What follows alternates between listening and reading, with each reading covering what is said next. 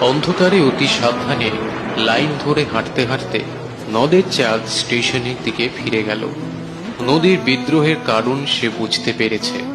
ব্রিজটা ভেঙে ভাসিয়ে নিয়ে দুপাশে মানুষের হাতে গড়া বাঁধ চুরমার করে সে স্বাভাবিক গতিতে বয়ে চলার পথ করে নিতে চাইছে।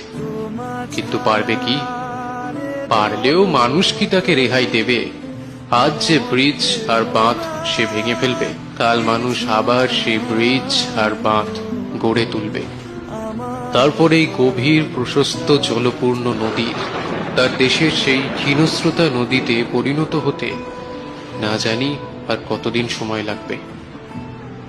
স্টেশনের কাছেই নতুন রং করা ব্রিজটির জন্য এতকাল নদের চাঁদ গর্ব অনুভব করেছে।